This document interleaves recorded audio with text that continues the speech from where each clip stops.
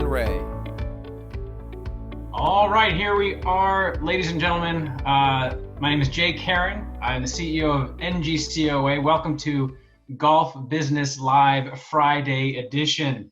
Today is Friday, June 12th, 2020, and I welcome, as always, my compatriot Don Rea, owner of Augusta Ranch Golf Club in Mesa, Arizona, member of the NGCOA board, former member of the PGA Board of Directors. Don, how are you doing today? Doing great. Today's a sunny day. It's heating up out here in Arizona. It's a sunny day. When is it not a sunny day in Arizona? Come on. That's right. That's right. That's why you live out here. That is why you move out here, Jay. That's right. Oh, you sound like the Chamber of Commerce. Okay, so just so you know, today's gonna be a really interesting show. But I want to let everybody know I'm coming from NGCOA Mobile Command Center. This week it's in the mountains of North Carolina. I'm on vacation right now, a little bit north of Asheville, North Carolina. I actually spent a little time this morning with the PGA professional and GM at Wolf Laurel Country Club here, just to talk shop about the industry. So that's why you see a bed. I'm in the guest bedroom here. This is not being rebranded as Pillow Talk with Don Rea and Jay Karen. I promise you that. There's no Pillow Talk. No, but to everybody, you know, at home, again, as a reminder, we have a Q&A module here in the Zoom technology. So please use the Q&A module to ask questions of us. We have NGCOA staff standing by that will look at some of the questions, and if they're technical in nature or what have you, they may try to help you out offline, and I will do my best to sift through some of the Q&A for Don and myself and our guest today. You know, if there's time, I have a feeling we're going to get in some really interesting discussions, and but if there's time for Q&A, we'll certainly try to address that, but also respect everybody's time ending around 3:45 or so.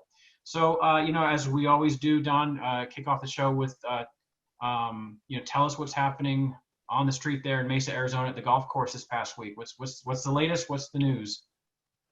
Yeah, you know, interesting week for sure. We had our health inspection. The county came out and inspected our kitchen. We had talked about that, of what these inspections would look like.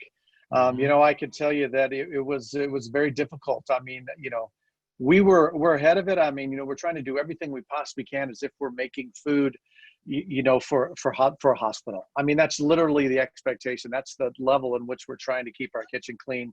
Obviously, you always fall a little bit short of that, but at least the staff understands that that's what we feel like. Anybody that we're feeding is at risk in a sense, right? So that was, you know, breath of fresh air. We had, I'll tell you, they did something in health inspection I've never seen done before. It's typically around your dishwasher area. There's laminate signs, maybe from Ecolab, is a company that supplies me my dish machines and my glassware machines, and it automatically mixes the stuff. Something they always check, Jay, is the mixture of that sanitizing solution in there to make sure it's the right. Can't be too strong, can't be too loose. Well, or too liquefied, right? So, or diluted. There's laminate signs to show how each one of the machines work. And I have to admit, I haven't pulled down one of those signs ever. I've never asked our food and beverage manager to, but the inspector literally in the kitchen's perfect. Everything's great. We have no violations whatsoever. And then he pulls down the laminated sign that's next to the dishwashing area. And behind that was some black mold, just because it's sealed in there really nice. It's a laminate sign. And so never before had seen that. Of course, they hit the regular spots, but so it wasn't a perfect inspection. We had that one knock, but I think he almost felt like he had to find something right. We all know that. We deal with that. Other than that, I think the big thing is that I wanted to talk about just in previous discussions is, you know, wearing masks and whether you should wear a mask. Should you make it mandatory for all your staff to wear masks? You know, the plot thickens out here in Arizona. You know, the Governor Ducey came out yesterday, and even though there's been a spike and even hitting national news about the state of Arizona, certainly South Carolina and Florida also, but there's been some spikes in cases out here, maybe some small spikes in hospitalization. And actually some people kind of underneath the governor have made some statements saying that they're a little worried about the spikes. But the governor came out yesterday saying, I'm not changing anything. We feel those spikes are the result of more testing and that the hospitalizations are nothing to be, you know, concerned about. So, you know, once again, I'm caught in this middle. I know what the president of the United States is saying. I know what Governor Ducey is saying, but then I also know what other people are saying. And I certainly hear what the media is saying every day of my life. But I'm trying to listen to our guests, and I'm trying to listen to our staff. And here, you know, we still have not gone to mandatory mask wearing. I know some might say, Don, why not? But I would tell you that more of the staff are wearing masks. But I did a poll of the entire staff of, how do you feel about me making it mandatory? And a lot of them said, I like the choice. So those are the two big, we did have 2 raccoons on the golf course. I've never seen raccoons at Augusta Ranch in my life. And we found 2 raccoons. Where'd they come from? I don't know.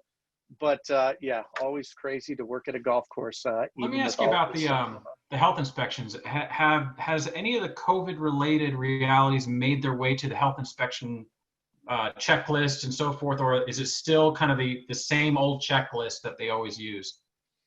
Well, I think it was pretty much the same old checklist, although they were asking some certain questions. What are you doing about social distancing? We showed them our stick. What are you doing about hand washing?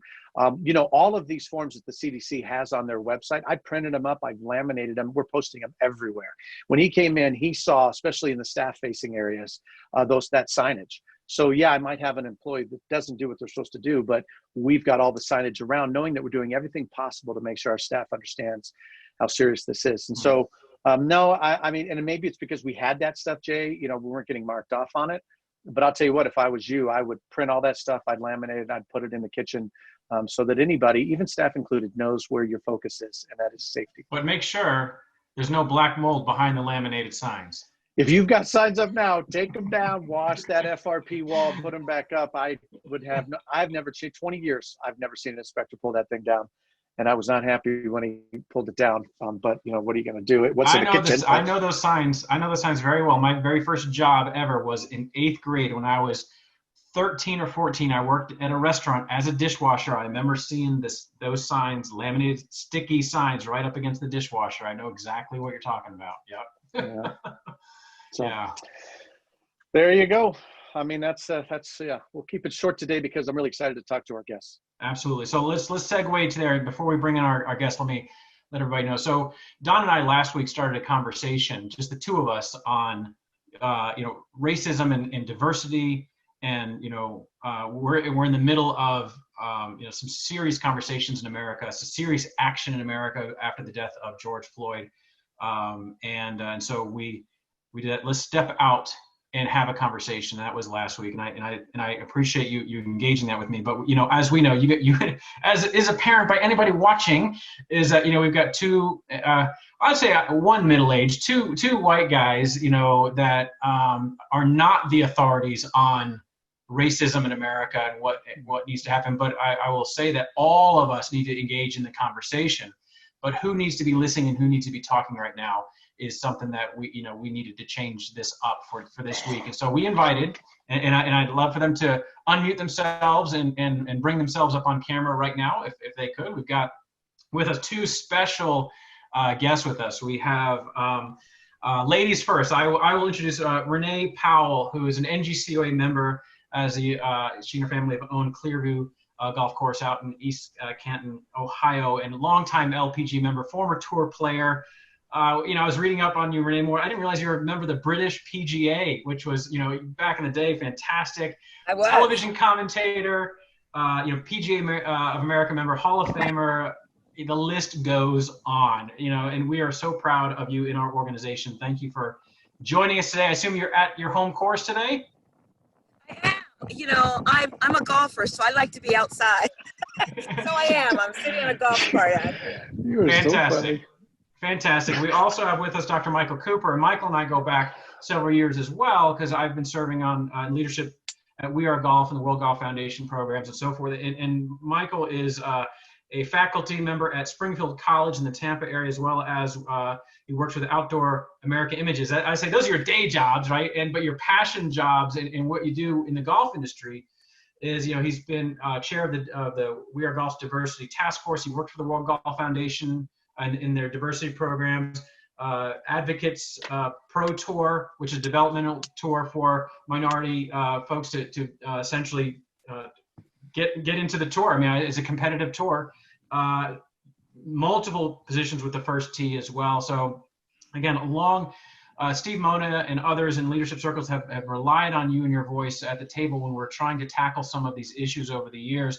I'll never forget, Michael, one of the first meetings when I came back to the golf industry several years ago. We were at a We Are Golf breakfast, and someone was giving the We Are Golf update, and I think it might have been you that stood up and basically said, where's the real progress on these things that we've been talking about? And you know, what a wake up call back then. And I mean, I can't imagine the bravery that it takes to, you know, to bring these conversations to the crowd, to the crowds and the leadership tables that we have in golf. And I'm grateful for you, for both of you, for doing that, you know, as hard as it's been. And I think to where we are today, and why we want to bring you guys on, obviously the George Floyd tragedy is accelerating the conversations and accelerating the action. And you guys have been talking and acting on these things for many years.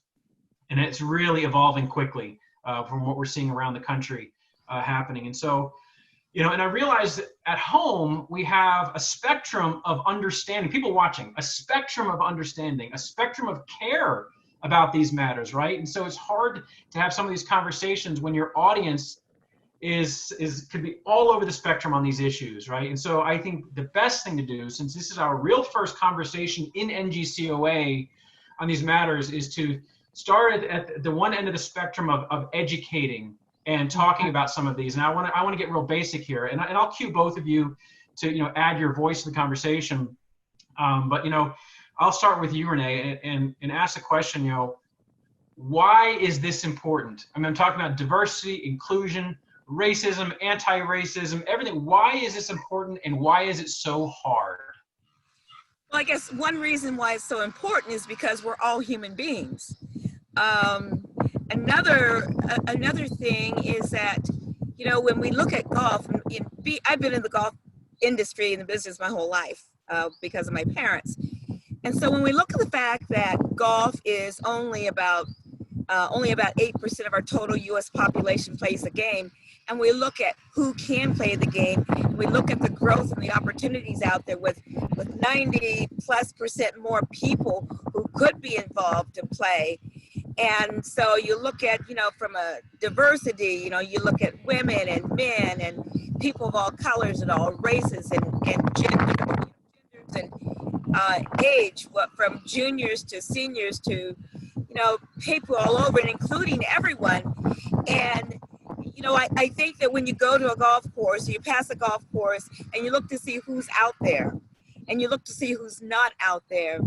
And so we as golfers and as people in our industry, as I say, have a huge opportunity. And I think what's important, you know, we've lost so many golf courses over the years, and the more people that play, the more golf courses are going to be able to stay open. And the more courses are able to stay open, the more the whole industry is going to flourish, whether it's from the golf equipment companies or the maintenance companies or the insecticides and fertilizers, and, you know, everybody is going to, you know, as it goes down, it's going to benefit.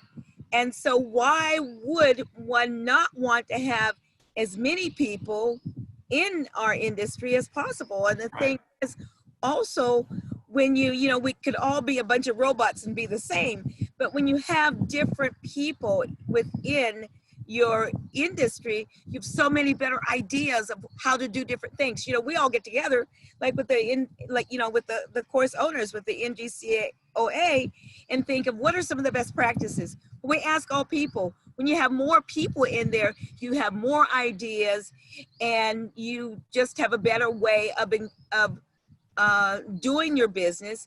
And so, you know, it just makes good sense. Yeah.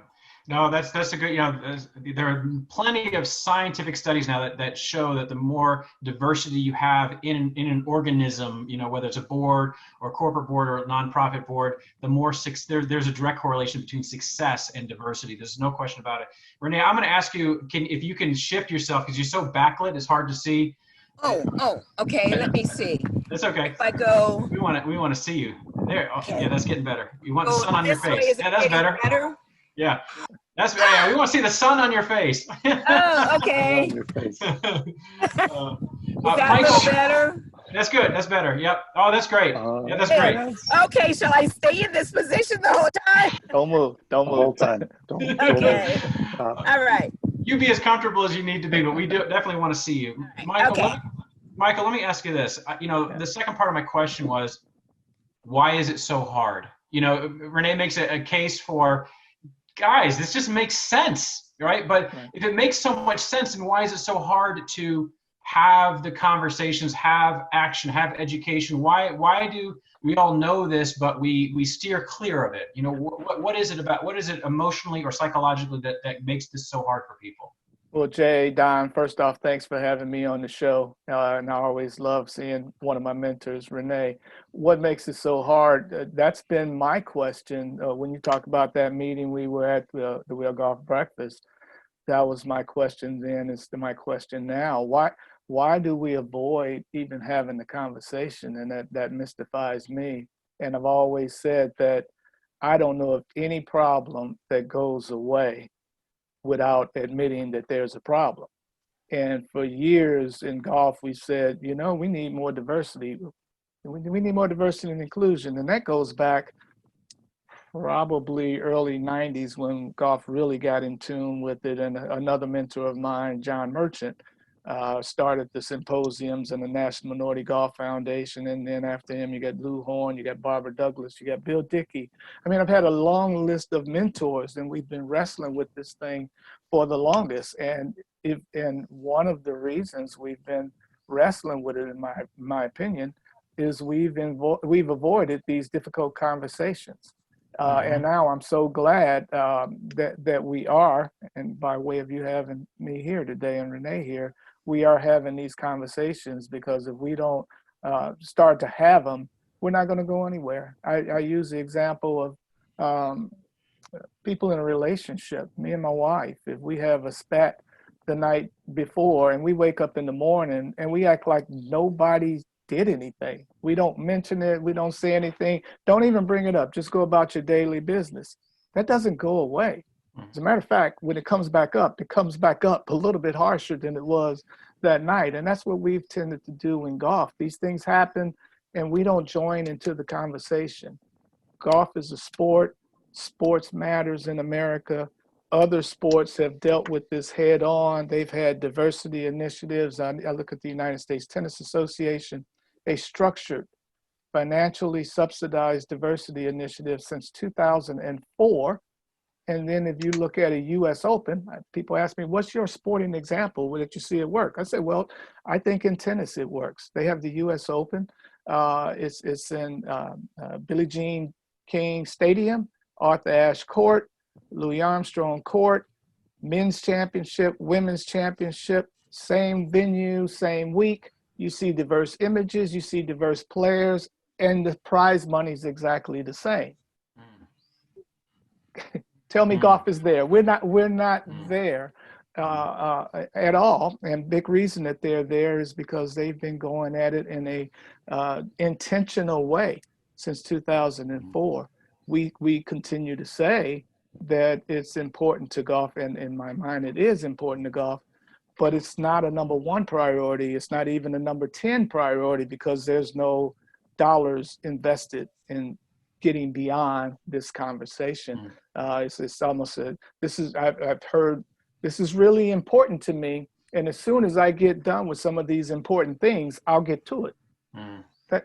Like the definition of an afterthought, right? Yeah, exactly. Yeah. And right now it's encouraging to me. It's very hopeful to me and encouraging that now we're having these conversations. We've joined America in having these conversations. And this is the only way, this is the only time we've done that, in my opinion, in my opinion. Yeah.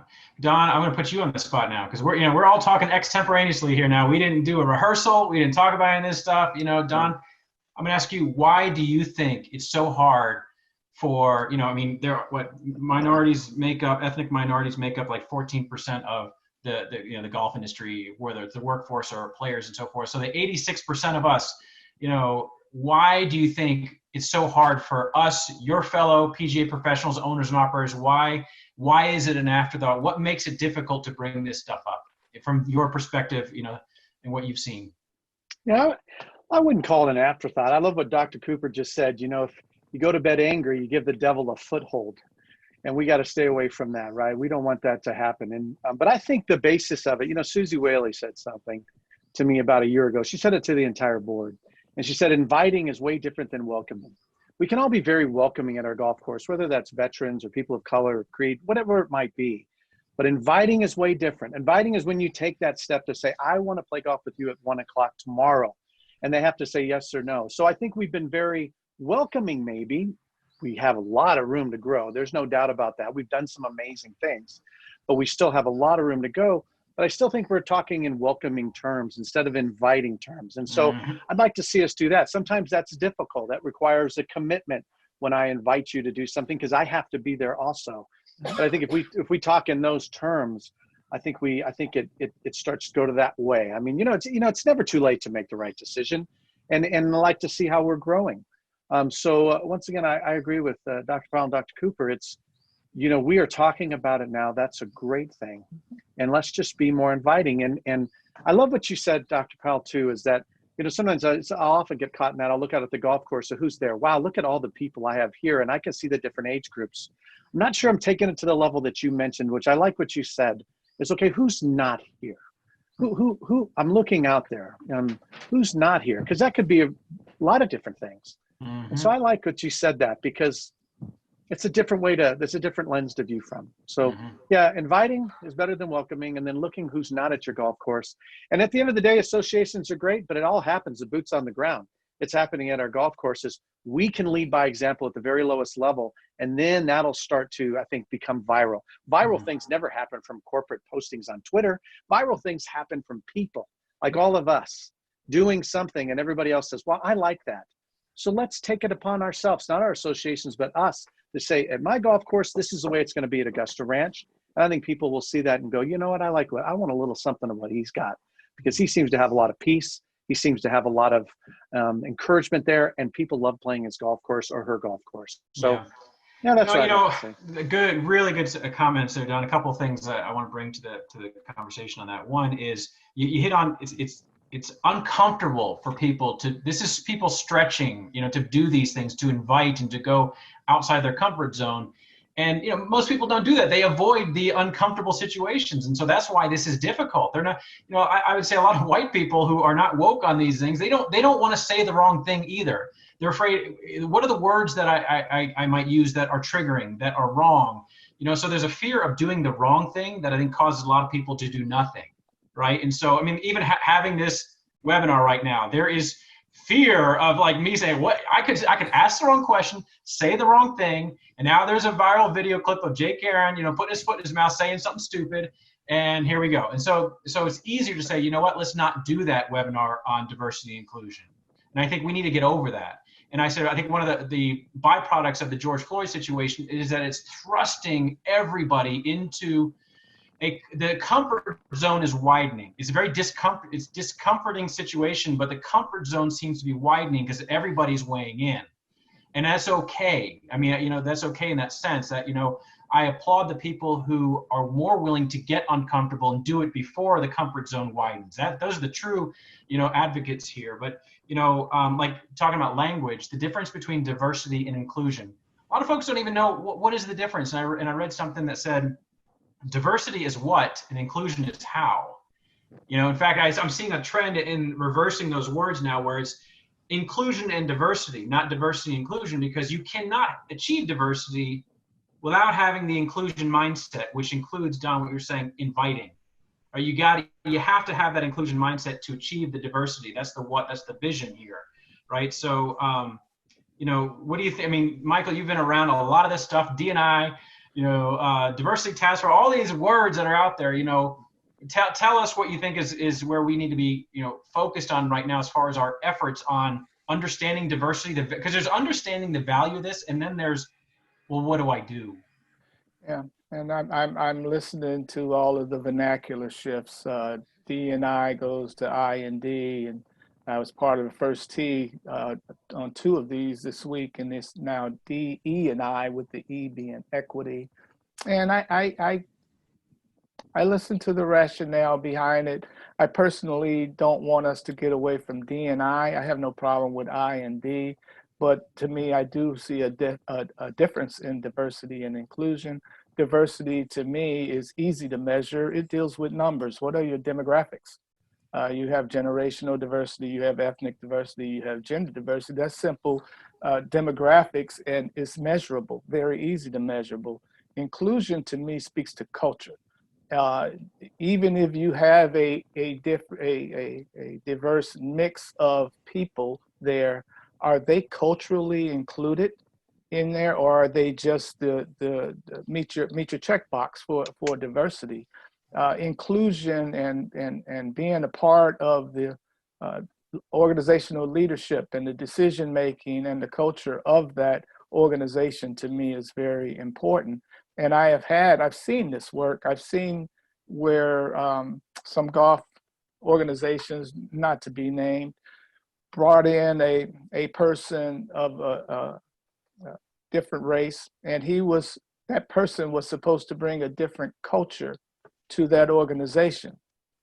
But that person got involved with that organization and did not assimilate to the culture that was in that organization, and that person did not last long. That person then, and many of us Black folks, have come into organizations and the expectation was to assimilate into the dominant culture, whereas I think the healthy organizations want acculturation, where you add to that culture. Mm-hmm. And I think that's what's needed. Not just the check boxes of diversity to say when your demographical survey goes out there, hey, I got some millennials here, and I got some females here, and I got Black over here, I got Hispanic. I've checked all the boxes. But if you don't change the culture of golf, and culture is what I think the image part of golf, which needs to be altered and changed too. I think people can look at it and say, man, you're not diverse and you're not inclusive either. You don't have the right demographics, and you don't have the right culture. Yeah. So I think we're that's going to talk about the image of golf too, and the leadership in a moment. Renee, I want to ask you. Don was talking about inviting, and the inclusive step of getting out there. What Susie was talking about. You've got quite a program at Clearview where you've made an invitation and you've built programs around, whether it's veterans and veterans with disabilities and so forth. Talk to us about what you've done to extend the invitation to those that might be that missing crowd that we're talking about here.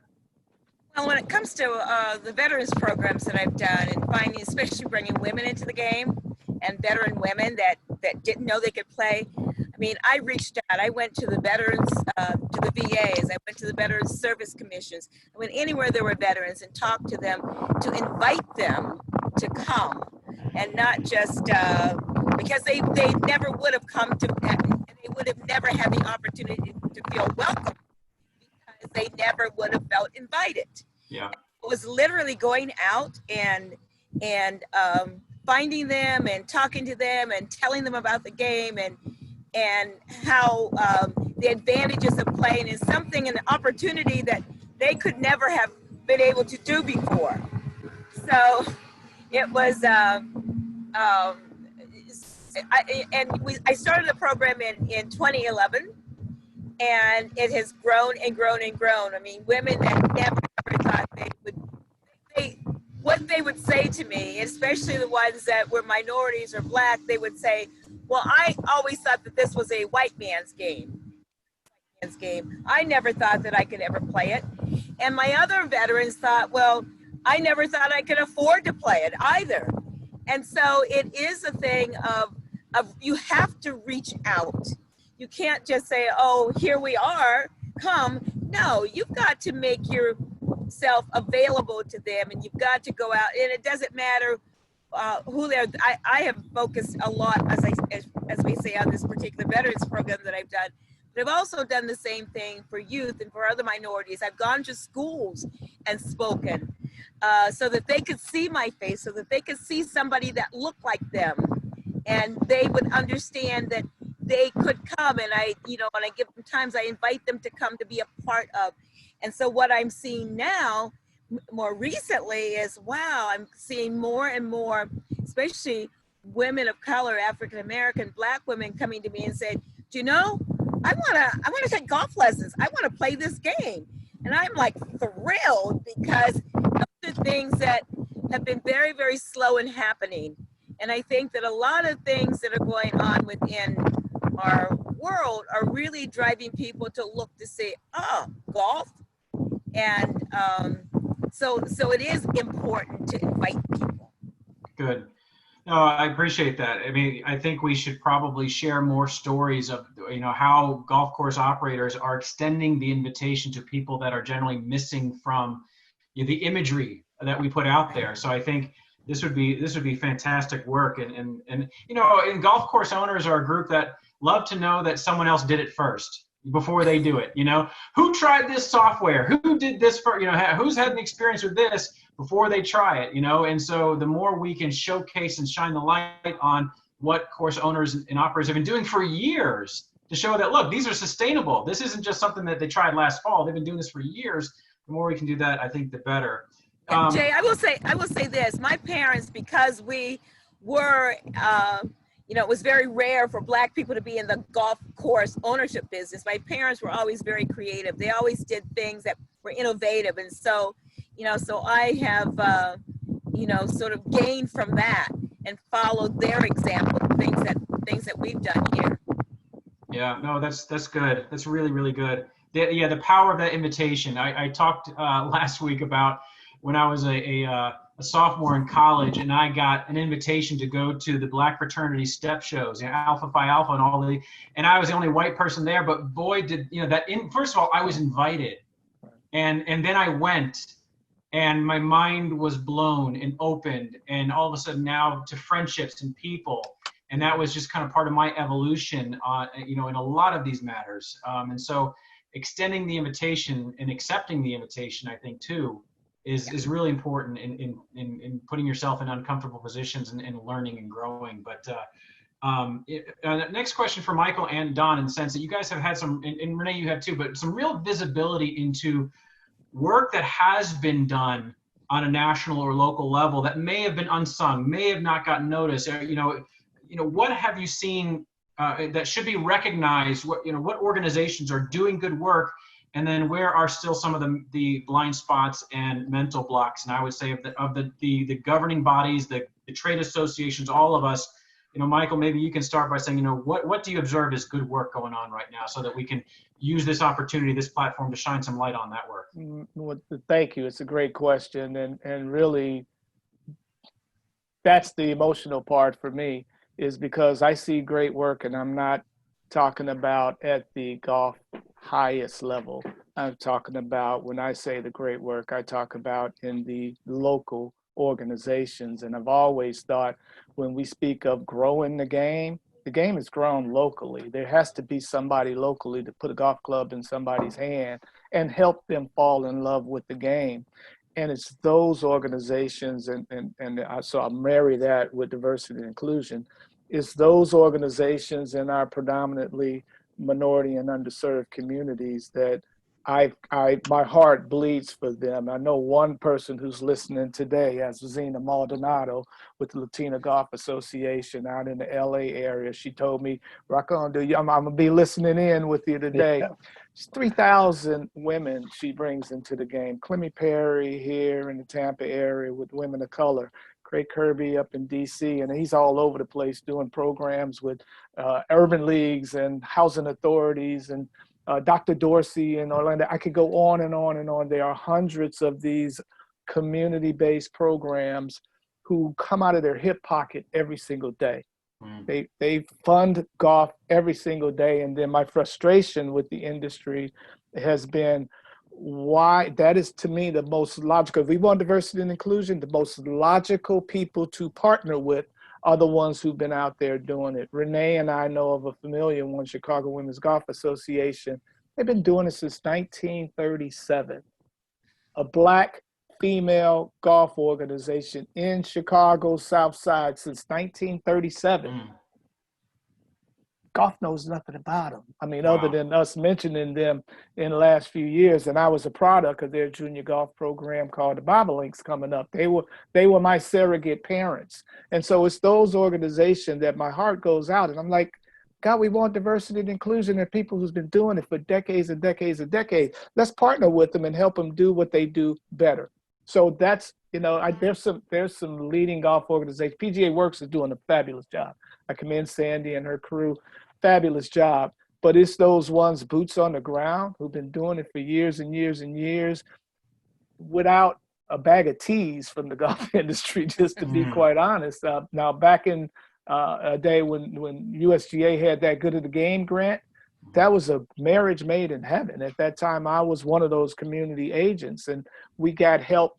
Not only did we get help and resources from the USGA, financial help from them, but they would send, Judy Bell would send one of the fellows out to your community.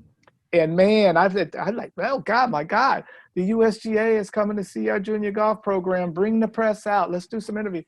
It was a big deal. We felt like we were part of the industry. Now I have organizations and people in those organizations call me and say, Coop, I've been doing this 30 years. When am I going to be considered part of the golf industry? Wow. So that's what I think of when you ask that question. Thank you for asking me that question. Thank you. Oh, excellent. Thank you for bringing that to the table. You're right. And some of those folks I'm getting to know more and more as well. You and I were in a meeting in Washington, D.C. last year with the Congressional Black Caucus. You know, we had some wonderful members of Congress. Jim Clyburn was there, and we had some of those local program advocates and owners there at the table with us to showcase and talk about these issues in golf. And you can certainly still sense we had a sense of frustration that, that members of Congress were talking, were expressing as far as real advancement in the game of golf and the business of golf. So what were your observations from that meeting? Well, that was the highlight of my year. I met Congressman Elijah Cummings while I was up there, who died shortly afterwards, and Jim Clyburn and Cedric Richmond, and the passion that they had for golf. It was almost, we go in there like we have to sell golf, and they were avid golfers. They're avid golfers. They want, you could tell they want to go outside and hit it. That would have been great with them. But I think the conversation resonated with them when we started talking about the economics of golf. $84 billion game, $151 billion economic impact, and then only 3% of the workforce is Black. Supplier diversity in terms of contracts, next to nothing, not even measurable. So I always try to turn the conversation into, well, look at the opportunity. Look at this opportunity, because I don't believe any business can stay one-sided with the changing face of America. I know golf is not one-sided, but I mean, to diversify your economic stream is certainly something that golf should be concerned with. And that means workforce, that means contracts and vendors. And so we took the opportunity to talk economic development and the opportunity of now getting in those communities and including some of their constituents. And they were very interested in that. They were very interested. Yeah. So, and speaking about some of these numbers here, you shared with me the Diversity Task Force has some research that shows when it comes to recreational play, in 2015, minorities represented about 20% of play, of customers essentially, and that dropped down to 18% by 2018. And as far as females, it's gone from 23% of recreational play to 24%. So marginal increase. You probably say there's a margin of error here, so that it's just basically flat. Right. In that sense. As far as the workforce in the golf industry, in 2015, minorities represented about 12% of the workforce. In 2018, up to 14%, and females from 10 to 14.5%. So the workforce seems like that there's real progress being made on the workforce side of things, which PGA Works does a lot of programs to try to diversify the workforce. And Don, you had a seat on the board of directors. Can how important do you feel that Sandy's work and PGA Works is to the leadership of the PGA of America? Well, once again, good decision making. You get a lot of diverse opinions in the room. So anything we can do to make sure that happens. And Lynette Carty and I have become friends only because we reached out to the Arizona Hispanic Chamber of Commerce. I've been doing a clinic for their ladies now for 3 years. I think I wanted to go back a little bit. Unfortunately, I think the people who are best at this, that are getting the wins, that are making a difference, boots on the ground, they're not the type that want to win awards. They're heads down, and they're making a difference every day with what they do at their facility. They don't put their name in to win a local award, and so we're not noticing them. And winning can be contagious, and I think it would be nice to see those that are really making a difference. Let's search them out. Let's showcase them. Let's say this is how it's done. I mean, how do you follow something? More is caught than taught, right? We know that. So let's make sure that we really put the spotlight on them. Hey, here's what somebody's doing, because They never raised their hand. They never posted on Facebook or social media. They're just not that way. These people who make a difference, there's a lot of PGA members that they just are bad at promoting themselves. They don't advertise themselves. They just, nah, it's all right. I mean, Dr. Powell, you are the perfect example of that. I mean, you are just so humble and you go about it. And thankfully, there has been a spotlight on what you've accomplished, what your dad's accomplished, right? And so if we could just do a better job of that, and I think it's going to take all of us on this call today and everybody who's listening to say, who is making a difference out there that's not getting noticed? And let's go talk to them, if anything, just to call them and encourage them and say, you know what, I've noticed what you've been doing. I just want to say, keep it up. You're doing amazing things. That'll get them, because we get beat up. This COVID thing's beating us all up. So let's recognize each other's wins. Let's try to showcase that a little bit. Those awards committees that are trying so hard to give the awards to the right people, sometimes they just give awards to the people who raise their hand. Let's go out there and see who's actually knuckles are in the dirt making it happen. And then I think we'll get some things that are really going to be engaging, something that would change somebody. Somebody would say, you know what, today I'm going to make a difference. I'm going to do that program. I like to see that, because you read about it, whatever. You see it and you see the results. Smiling faces of veterans at your course, Renee, that's impressive. When I see the smiling veterans here, when I see the families that we're doing, the parent junior stuff, that's when I get excited. But if you don't see that, that doesn't jump off the page. You have to feel experience. You have to experience emotion to really get on board. Don, I want to give kudos to you and PGA. A couple of years ago, you did that with Ken June's story with the veterans, and God rest his soul. I live in Tampa, and Ken was doing this program in Tampa along with the PGA Pro, Kenny Sims, good friend of mine. That work, that's from the heart. That's from the heart there. And I'm with you. Those are the unsung heroes, Jay. Those are the unsung heroes to me, that if we want to quickly advance what we're talking about with diversity and inclusion, just partner with those. Locate them, help them do what they do better. That's the way to do it. No, I like that a lot. I'm going to close out here with one question I want Michael and Renee to think about, because Michael, you're not a golf course operator, no. But and Renee, you are. But Michael, I'll start with you, and then I'll end with Renee on this. Like, okay, if you were to witness a golf course doing it right, all of the things that you're talking about, if it was, what does that look like? What do you see? I see an enjoyable golf course to play. That's fun to play, and not just beating you down and taking every piece of confidence away from you that you have. It's fun to play. The staff and the workers out there resemble use Gandhi's phrase, that to be the change you want to see. They are diverse, generational, ethnic, minority, diverse from top to bottom, and they are culturally sensitive enough to treat every one of their guests that way.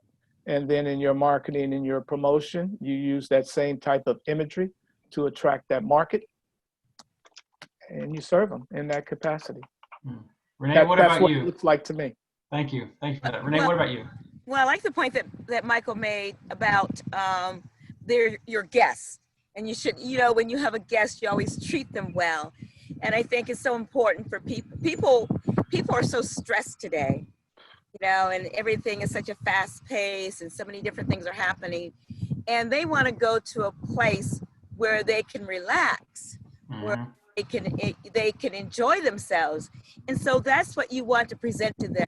You want them to be able to come out, and you want them to say when they leave, we had the best time. Thank you so much, and we'll be back. But because you just want them to feel like they are welcome, that they are wanted there, that they are your guests. And where no matter who they talk to at the golf course, no matter who your employees are at the course, that they feel that they are special. And I think that's part of it.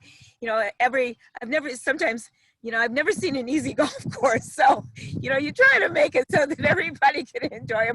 Make sure to pull them out and tell them where they need to play from if they're brand new golfers, and try to help them out. But it's the whole enjoyment of it all. And I have so many people that always say to me, oh, I'm not a very good golfer. I tell them, hey, you know, you are not alone. Most people are not very good golfers, but the most important thing is to be out there, enjoy nature. God has provided us with some, wow, incredible things in life that human beings cannot create. Mm-hmm. They can go out there and they can enjoy being out there, being with friends, or even if they're by themselves and, you know, they're taking a walk or riding in a cart. You know, it's just important to be a part of, you become one in nature when you come to a golf course, I think. You're right. You know, and I'm going to connect the dots on what you were talking about, feeling special, and what Don was talking about, extending the invitation. I think the best thing you can do to make someone feel special is inviting them. When you get the invitation, that makes you feel special. So if we can be, you know, and golf is a game of invitation. You invite people to play with you, your friends or whatever it might be. How can we take that invitation kind of metaphor and extend that, you know, everywhere? Because I think the ideal golf course is in the business of inviting, right? And so I think that's you know, because that's the ultimate making someone feel special is when they get that invitation, you know. And I'm going to close out by saying that, you know, I drew this graph on my paper here that says, okay, on one axis is comfort level. And on the other axis, you've got everything from listening about, this is talking about racism, diversity, inclusion, anti-race, all that. Comfort level on one side. And on the bottom axis, you've got listen, talk, learn, and action. And there's a line that goes down like this. Basically, most people would be very comfortable listening to anything, just listening. All of a sudden, the comfort level starts going down when it's, all right, let's talk about it. All right, now I got to go and do something and listen and educate myself, put myself in the classroom, comfort level seats going down. Now take action. And that's where the comfort level gets lowest. And I think it's incumbent upon us as leaders in the golf industry to shake up that XY axis, to shake up that graph and make it flatter so that people are more comfortable listening, talking, educating, and taking action. That's, I think, what we need to get to. So I think it's incumbent upon us as leaders to do that. So, and, you know, and you guys are leaders in the golf industry in so many ways. And I thank you for your participation today. This is just, again, just a step down the road. This is a journey, folks. This is one step down the road. And I'm glad you guys are with us. And we'll continue at NGCOA to do these things, to get more comfortable talking, learning, educating, and taking action on this. So, guys, thank you so much for your time. We actually answered all the questions I think that came up. I was so slick in being able to bring those into the conversation. But guys, have a wonderful weekend, and you know, we'll bring you back into the conversation when we need to maybe dive deeper into some of these topics. But thank you so much for what you do. It's been very enjoyable. I do want to say I'm so glad that I was on this show with Dr. Cooper, because he's an educator. Yeah, we all need to be students on this. That's more, some of us more than others. So thank you, guys. I'll give you a call. You know, you got some people you can call at 6 a.m. Renee's my 6 a.m. call. We both have sleep issues. I'll talk to you in the morning. Thank you. Thank you so much for having me. Don, thank you so much. Thanks, Jay. Thanks, Don. All right, we're grateful for you guys. All right, everybody, have a good weekend. Yeah, bye-bye. Thank you. Take care.